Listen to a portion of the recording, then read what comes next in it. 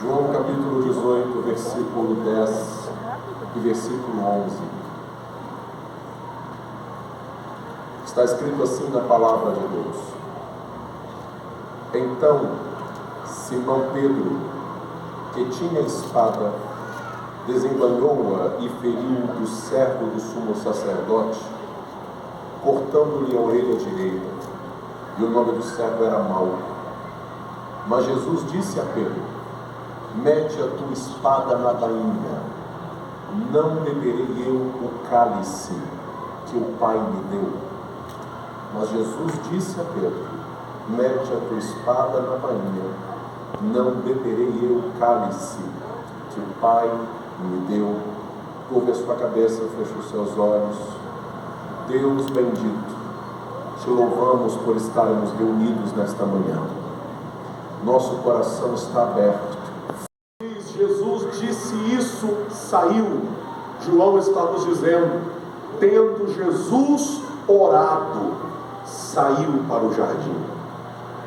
Jesus não vai para o Getsêmani simplesmente saindo do lugar. Jesus ora primeiro, antes de ir para o jardim. O Senhor Jesus para nós é o maior exemplo de oração que existe. Quando as multidões o procuravam, Jesus se retirava para orar. Jesus às noites passava tempo com o Pai em oração. Os discípulos o viram orar tanto que chegaram a pedir a ele: Mestre, ensina-nos a orar.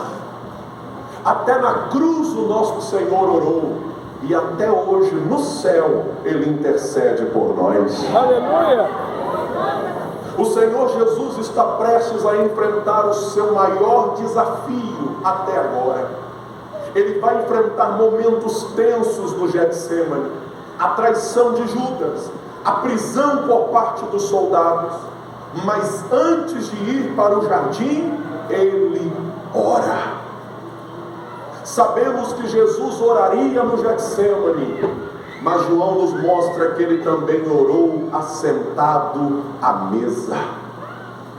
Sabe o que a Bíblia está dizendo para nós? Que o Senhor não espera a traição para orar, que o Senhor não espera a prisão para orar, que o Senhor não espera o julgamento para orar, que o Senhor não espera a cruz para orar. Ele ora assentado à mesa. Porque oração na nossa vida não é apenas socorro diante das aflições. Oração na nossa vida é poder para enfrentarmos as aflições. Aleluia! O Senhor Jesus vai ser confrontado por Judas levando uma comitiva de soldados para prendê-lo. Homens que estão levando porretes, lanternas e armas. Eles foram preparados para prender um criminoso, por isso eles levam armas. Só que Jesus também foi para o jardim preparado. Enquanto os inimigos se prepararam com porretes e armas, Jesus se preparou orando. Porque o nosso preparo diante dos embates da vida é diferente. Há pessoas que não têm forças para enfrentar as crises, porque só se lembram de Deus quando as crises chegam. Só que Jesus está me ensinando que nós precisamos orar assentados à mesa. Imagine se Daniel orasse só na hora da cova dos leões. Ele não sobreviveria à cova. Daniel sobrevive à cova, porque antes da cova chegar, a oração era presente na sua vida. Eu estou pregando nessa manhã: ore em momentos bons, ore assentado à mesa, ore em momentos de alegria, porque neste momento Deus te dará força para enfrentar os desafios posteriores. O Senhor Jesus passa um momento de oração, e depois de orar ele vai para o jardim. Quando ele vai para o jardim, versículos 2 e 3 da sua Bíblia, a Bíblia traz a seguinte informação: e Judas, que o traía, também conhecia aquele lugar, porque Jesus muitas vezes se retirava ali com os seus discípulos. Tendo, pois, Judas recebido a corte e oficiais dos principais dos sacerdotes e fariseus, veio para ali com lanternas, achotes e armas. A primeira pessoa que aparece no texto, tomando uma decisão, é Judas. Judas toma uma decisão e a decisão de Judas é errada. Por mais que houvesse uma profecia a respeito da traição, mas a decisão de trair foi de Judas. Ele conhecia o jardim, ele conhecia o Getsêmani, porque andou com Jesus nos últimos anos, viajou com ele, esteve com ele, conhecia os hábitos do Senhor. Só que conhecer alguém não significa ter comunhão com este alguém. Judas esteve várias vezes no jardim, e agora me ouça: quantas oportunidades Judas perdeu na sua vida? Judas não vai para o jardim agora pela primeira vez, ele já esteve outras vezes no Getsêmani. Talvez no Getsêmani ele viu Jesus orando outras vezes, ensinando outras vezes, mas ele joga toda esta oportunidade fora, porque está num lugar com Jesus, e não ter a vida mudada é perder grandes oportunidades. Judas decide vender o Senhor e usar todo o conhecimento que tinha sobre Jesus para lucrar com isso. Ele decide trocar o tesouro no céu por moedas dessa terra. Ele decide trocar o poder do alto pela força dos soldados. Ele decide perder oportunidades. E aqui eu abro um parênteses nesta manhã. Decida nesta ceia: eu não perderei nenhuma oportunidade de ter comunhão com Jesus. Glória a Deus. Porque não existe coisa pior que estar no ambiente que Jesus está, onde a palavra dele é pregada, onde a igreja se reúne, onde a glória dele se manifesta, e voltar para casa do mesmo jeito, sem ter a vida mudada, sem ter a vida transformada. Há um povo que se reúne nessa manhã e que está dizendo: Jesus está presente aqui, e a minha vida nunca mais será a mesma. Judas não muda, muito obrigado. Judas não muda de vida, ele decide permanecer desse jeito. E a Bíblia diz que o Senhor Jesus, versículo 4, acompanhe comigo no texto: sabendo, pois, Jesus todas as coisas que haviam de vir. Eu vou contar até 3 e você fala comigo: Jesus sabia. 1, 2, 3. Jesus sabia. A Bíblia está dizendo para nós que o Senhor Jesus sabia tudo o que haveria de acontecer. A cruz não é um acidente, a cruz não é por acaso, a cruz sempre esteve na agenda do céu. E eu acho lindo esse texto, e ouça o que eu vou dizer, preste atenção em mim. Porque Jesus podia e pode saber o que vai acontecer. Porque saber o futuro não muda quem Jesus é no presente. Aleluia. Ele é o mesmo ontem, hoje e é eternamente. Eu gosto muito de uma frase de Mathieu Henry ao comentar esse texto, quando ele escreve dizendo: a menos que tenhamos o mesmo sentimento de submissão que houve em Jesus, existem coisas sobre o nosso amanhã que nós não devemos saber. Eu vou repetir: a menos que tenhamos o mesmo sentimento de submissão que houve em Jesus, existem coisas sobre o nosso amanhã que nós não devemos saber. Pastor, explica isso para mim. Jesus pode saber o futuro, porque mesmo sabendo o futuro, ele permanece o mesmo. A gente não. Se coloque no lugar de Jesus. Sabendo do que Judas faria, seja sincero, responda você e Deus aí no seu nome. Sabendo do que Judas faria, você daria ceia a Judas? Sabendo do que Judas faria, você lavaria os pés de Judas? Sabendo do que Judas faria, você o chamaria de amigo? Pois Jesus sabia de tudo, e ainda assim ceiou com Judas, e ainda assim lavou os pés de Judas, e ainda assim chamou Judas de amigo. Porque independente do que acontecerá no futuro, o nosso Cristo permanece o mesmo.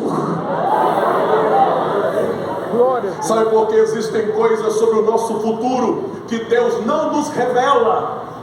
Porque é vontade dele que a gente viva o hoje e deixemos o futuro nas mãos dele. Olhe para mim, porque se nós soubéssemos o amanhã, nós deixaríamos de viver o presente. Eu estou pregando como boca de Deus a pessoas aqui. Viva o dia de hoje. Oh, aleluia. Viva o agora. Viva o presente. Viva este momento. Porque o teu futuro Jesus está cuidando. O teu futuro Jesus está zelando.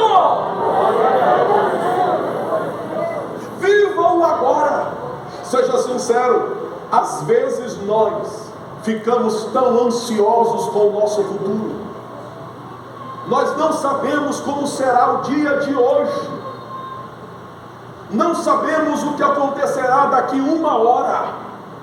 E às vezes nós já estamos preocupados com essa semana, com o final deste ano, com os próximos anos, ansiosos e inquietos. Mas a Bíblia está dizendo para nós: viva o teu presente. Viva o agora. Não se desespere com o teu futuro, porque quando você chegar no futuro, Jesus já estará lá te esperando. Pastor, isso está no texto? Está. A Bíblia diz, versículo 4: sabendo todas as coisas que haviam de vir, atrasou-se. É isso que está escrito? Não. Sabendo todas as coisas que haviam de vir, perdeu-se. É isso que está escrito? Não. Sabendo as coisas que haviam de vir, se desesperou. É o que está escrito? Não. Sabendo as coisas que haviam de vir, Jesus se adiantou, porque como Ele conhece o nosso futuro, Ele me trouxe aqui essa manhã para dizer a você: não se desespere. Ele não se atrasa, Ele não se desespera, Ele não se inquieta. Ele vai chegar na hora certa. Ele cuida do nosso amanhã. Ele sabe de tudo do que está acontecendo.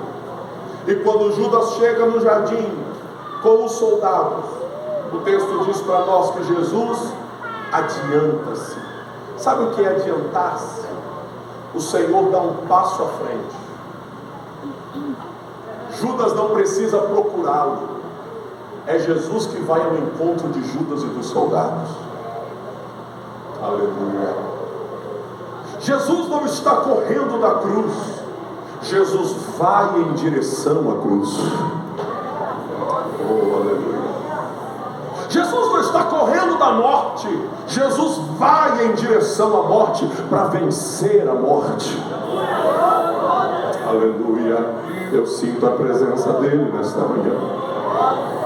E isso é tão poderoso para nós, porque quando trouxeram a Jesus nessa terra uma coroa sem cruz, Jesus deu um passo atrás. Mas quando trouxeram para ele uma cruz, ele deu um passo à frente. Quando a multidão quis coroá-lo rei, depois da multiplicação, ele saiu de perto da multidão, deu um passo atrás. Quando Pedro falou: Senhor, poupa a ti mesmo e não vá para a cruz, ele repreendeu Pedro. Mas quando Judas trouxe para ele uma cruz, ele foi em direção ao Calvário. Porque servir a Deus, ouça isso, é dar um passo para trás, para tudo aquilo que me leva para longe da vontade dele, mas dar um passo em frente a tudo aquilo que me leva em direção ao Calvário. Sabe por que você está aqui esta manhã? Porque em relação ao mundo você deu um passo atrás. Em relação ao pecado você quis dar um passo atrás. Em relação às bandejas de Satanás você deu um passo atrás. Mas em relação à cruz de Cristo você deu um passo à frente e disse: eis-me aqui. Aleluia. O Senhor dá um passo à frente, olha para os soldados e pergunta: quem vocês estão procurando? E eles respondem: a Jesus, o Nazareno. E aí eu acho lindo, porque o texto diz para nós, veja o versículo 5 e 6 da sua Bíblia. E disse-lhe Jesus: sou eu. E Judas, que o traía, estava com eles. Quando, pois, lhes disse: sou eu, recuaram e caíram por terra. Aleluia. A quem vocês procuram? Jesus o Nazareno. Sou eu. Aleluia. E o poder da sua voz é tão poderosa que não tem um soldado que permanece de pé. Aleluia. Sabe qual é o lindo desse texto? É que a Bíblia diz que Judas também estava com os soldados. E quando Jesus diz: sou eu, não são só os soldados que caem. Judas, que estava com eles, também cai no chão. Deixa eu lhe dizer algo poderoso nesta manhã. Ao longo dos anos que Jesus caminhou com Judas, ou Judas caminhou com Jesus, melhor dizendo, Judas ouviu outras vezes Jesus dizendo essa frase: sou eu. Eu vou dizer pelo menos uma.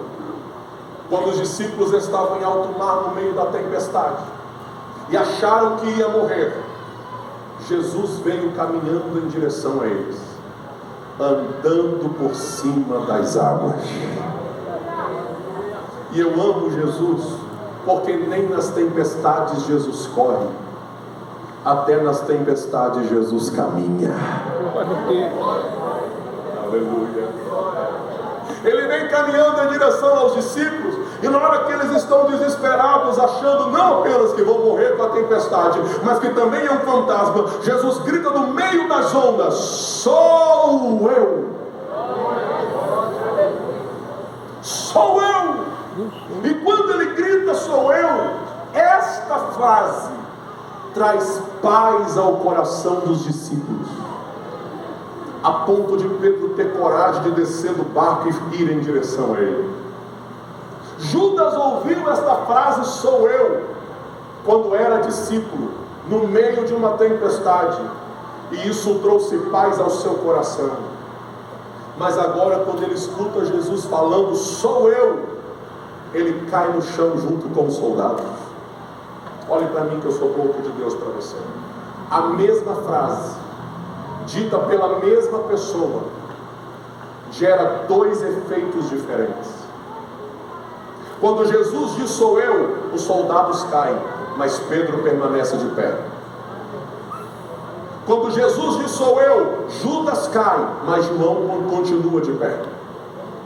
Quando Jesus diz: sou eu, espadas vão para o chão, mas Tiago continua de pé. Por quê, pastor? Porque a mesma palavra que sai da boca de Jesus gera dois efeitos. Depende de quem nós somos.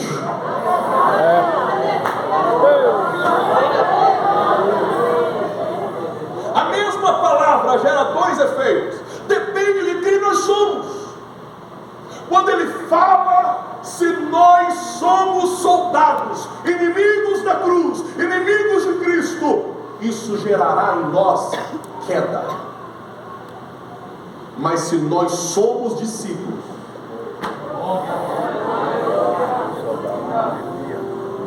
quando ele fala, o inferno recua, mas a igreja permanece de pé. Eu vou falar falar de novo. Quando ele fala, o mundo recua, mas a igreja permanece de pé. Quando ele fala, os demônios estremecem, mas a igreja permanece de pé. Quando ele fala, a enfermidade estremece, mas a igreja permanece de pé. A mesma palavra que sai da boca de Cristo, que derruba os adversários, é a palavra que renova seus discípulos. O problema não está na palavra que sai da boca de Cristo. O problema está em quem está ouvindo.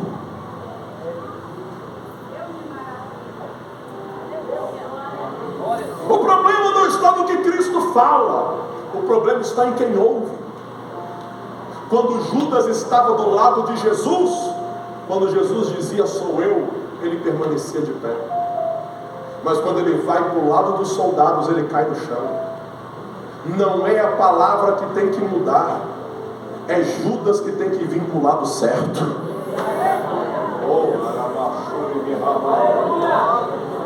Pastor, aplica isso para mim. Explico.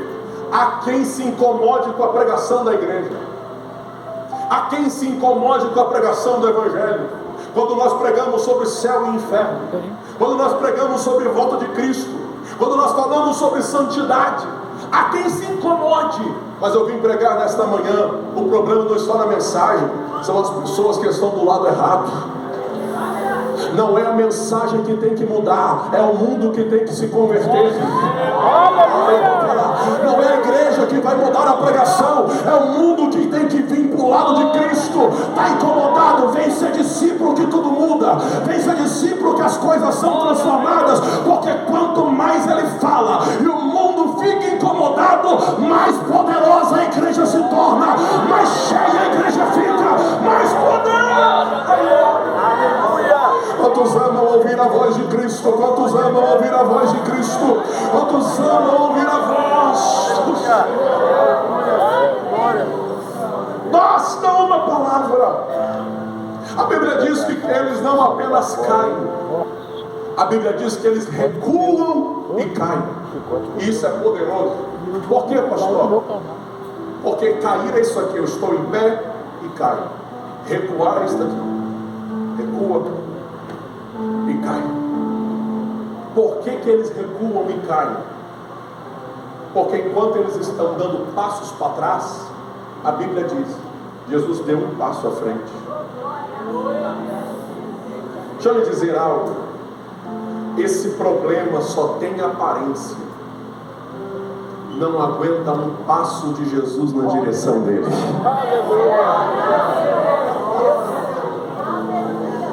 Basta um passo e todos os soldados caem. Uma palavra e todos estão por terra. Imagina a cena. Todos agora se levantam, meio que desnorteados, perdidos. E aí o Senhor olha para eles de novo e diz assim: quem vocês estão procurando? E eles respondem: a Jesus o Nazareno. E o texto diz: já vos disse que sou eu. É o próprio Jesus que tira o poder da sua palavra. Porque se Jesus não retirasse o poder da sua palavra, eles nunca conseguiriam prendê-lo. É o próprio Jesus que tira o efeito da sua palavra, senão eles nunca o tocariam. Mas aí aparece uma outra pessoa que tem uma decisão no texto. Quem é, pastor? Pedro. Pedro olha para a cena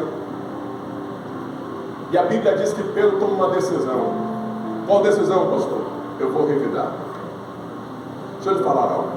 Lucas 22 diz que no meio dos discípulos tinham duas espadas.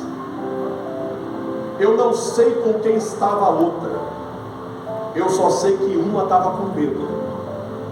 E agora seja sincero. Quem foi que deixou uma espada na mão de Pedro, irmão? Logo na mão de Pedro. Se eu estou lá, eu diria assim: não, tem duas espadas. Não, na mão de Pedro não. Não, na mão, isso vai dar problema. E deu. Quando Pedro vê os soldados indo para prender o Senhor, ele tira a espada da bainha, vai para cima e corta a orelha de Malco. Olha para mim. Eu costumo brincar que Pedro errou. Pedro errou. Porque Pedro não mirou a orelha de ninguém. Pedro mirou o pescoço. Mas como ele era ruim de espada, ele acertou a orelha. E agora tem lá no jardim um soldado sangrando sem a orelha. Se Jesus não intervém, teriam 4 cruzes naquela sexta-feira. 2 ladrões, Jesus e Pedro.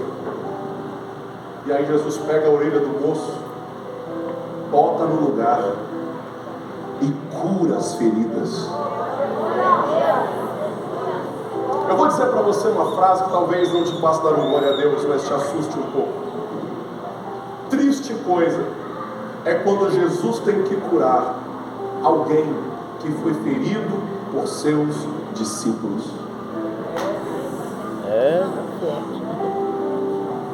Dói. Triste coisa é quando Jesus tem que curar alguém que foi ferido por seus discípulos. E ouça, tem gente ferida e não é por ímpio, tem gente ferida por crente. Mão de sangue. Tem gente machucada por gente que carrega a Bíblia, que diz que vai para o céu, que toma a Santa Ceia, mas está ferindo os outros. Pedro tinha a melhor das intenções, mas deixa eu te falar algo: Jesus não precisa de advogados. Jesus não nos chamou para sermos seus advogados. Jesus nos chamou para sermos testemunhas. Glória a Deus. Pastor, me explica a diferença. Tem gente que diz: eu estou disposto a matar por Cristo. Era Pedro. Isso não é ser crente. Ser crente não é estar disposto a matar por Jesus. Ser crente é estar disposto a morrer por Jesus. Aleluia. Glória a Deus. Pedro lança a mão na espada. Eu estou sentindo Jesus aqui. Parte para cima do soldado. Jesus olha para ele e diz assim: Pedro, guarda essa espada. Guarde essa espada. Por que, Senhor? Não beberei eu o cálice que o Pai me deu? Olhe para mim para eu caminhar para concluir, meu sermão. A ira de Deus na Bíblia é comparada a um cálice. Preste atenção no que eu vou dizer. Os pecados da humanidade ao longo dos anos são como gotas que caem num cálice. E quando esse cálice se enche, a ira de Deus é derramada. Por isso que no Apocalipse o juízo de Deus é comparado a 7 taças cheias da sua santa e justa ira contra o pecado. Quando Jesus diz para Pedro: eu tenho um cálice para beber, ele está dizendo: toda a justiça do Pai contra o pecado da humanidade, daqueles que acreditam na minha mensagem, toda a ira do Pai está num cálice, numa taça, e eu na cruz beberei ele sozinho. Aleluia. Quer uma razão para você dar um glória a Deus nessa manhã? Não existe condenação contra o povo de Deus. Glória a Deus.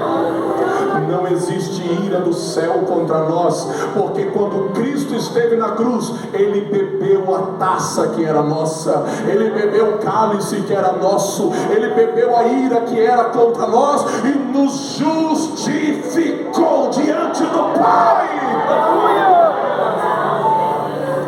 Jesus olha para Pedro e diz assim: Pedro, guarda a tua espada, porque eu tenho um cálice para beber. Olhe para mim aqui. Naquele jardim tem 2 espadas e um cálice. A espada dos soldados, liderada por Judas, representava a ingratidão.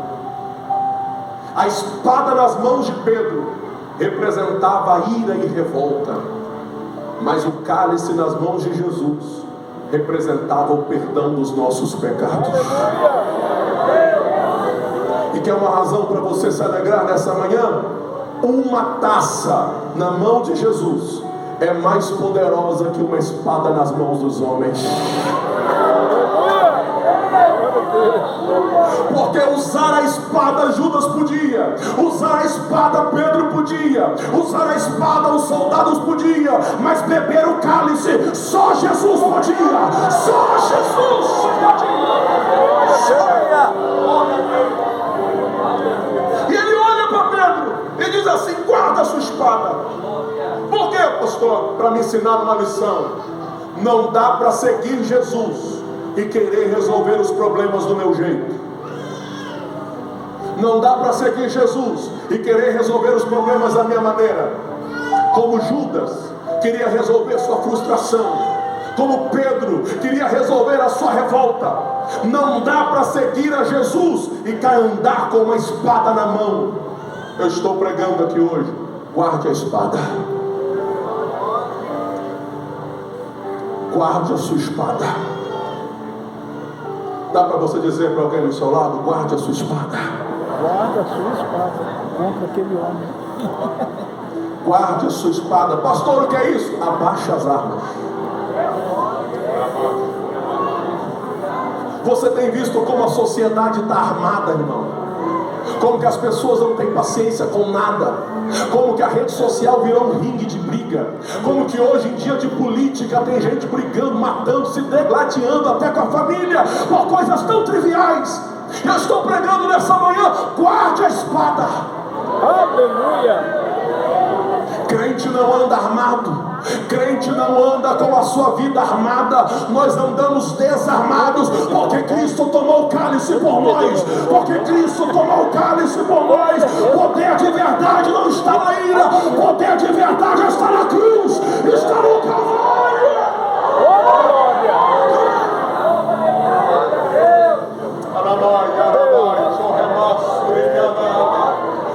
Eu estou pregando aqui hoje porque Ele tomou o cálice.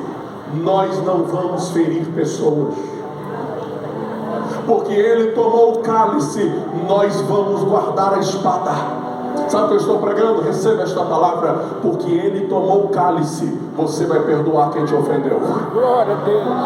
É difícil dar glória, né? Porque Ele tomou o cálice, você vai amar seus inimigos. Porque Ele tomou o cálice, você não vai revidar a ofensa. Porque Ele tomou o cálice, você vai orar por quem te persegue. Porque Ele tomou o cálice, haverá paz na tua casa. Porque Ele tomou o cálice, haverá salvação na tua família. Porque Ele tomou o cálice, você não vai devolver o mal com o mal. Porque você conhece o que é poder de verdade. Poder de verdade não é vingança. Poder de verdade é ser salvo, é ser salvo, é ser salvo.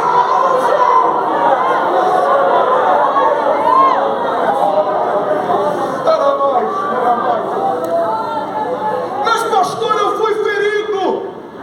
Receba esta palavra: há poder no Calvário, não apenas para curar quem feriu, mas para restaurar quem foi ferido. Levante as duas mãos para o céu e eu devolvo a palavra ao pastor. Receba de Deus restauração nesta manhã. Receba de Deus refrigério nesta manhã. Receba de Deus poder nesta manhã. Receba de Deus graça nesta manhã. Ele está dizendo: guarde a espada que eu te curo, guarde a espada que eu te renovo, guarde a espada que eu restauro. Guarde a espada, minha irmã. Guarde a espada, obreiro. Guarde a espada, meu irmão. Há poder na cruz, há poder no Calvário, há poder no sangue. Você é livre!